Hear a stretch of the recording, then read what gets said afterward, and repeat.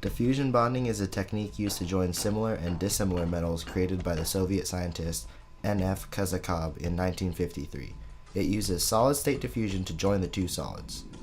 Two metals are heated to an elevated temperature between 50 to 70% of their melting point and pressed together. Diffusion occurs when the atoms move across the joint and metallic surfaces intermingle due to concentration gradients of vacancies.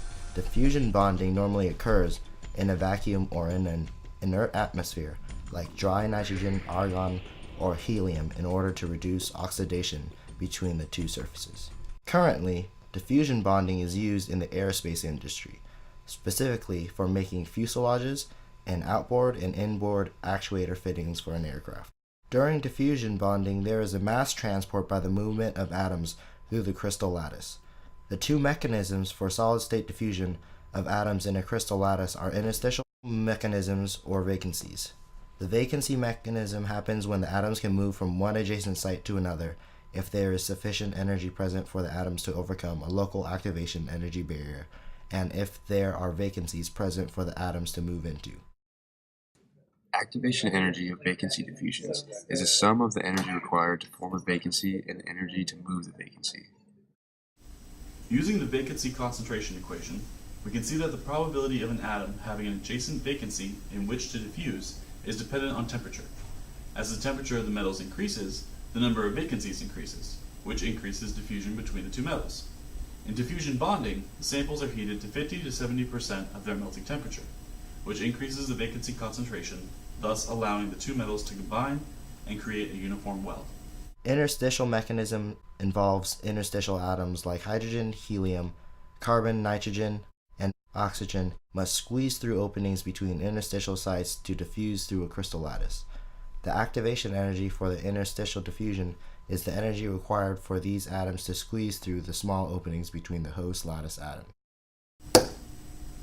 During the diffusion process, there is actually mass transport by atomic movement through the crystal lattice.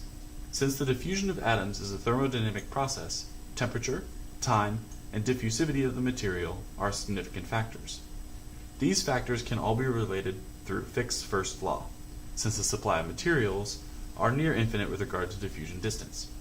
Fick's first law describes the rates at which two metals diffuse into one another, depending on distance from the interface at any given time. Using the diffusivity equation, we can see that increasing the temperature will increase the diffusivity, which will in turn increase the rate at which two metals diffuse into one another.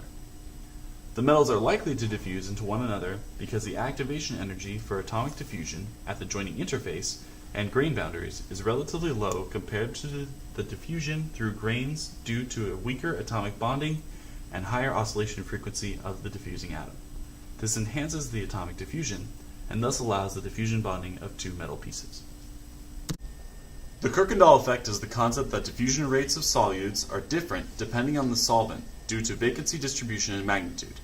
Thus, if two pure metals diffuse into each other, one metal will likely diffuse to a greater depth than the other, causing the microstructure of the mixture to extend further on one side of the interface than the other. The depth of the two-phase region in reference to the interface has a much smaller effect on the mechanical properties than the removal of the interface between the two materials. Although some small Kirkendall porosity may form in a material with greater diffusion rate, there is generally enough material in diffusion bonding to compensate for those small groupings of dislocations. Thus, although the Kirkendall effect is present in diffusion bonding, it has little effect on the mechanical properties of the materials. Some pros of diffusion bonding is that it presents less shrinkage and stresses compared to other welding processes, little to no effect on the environment and health, maintains majority of the microstructure, and similar materials welds are possible.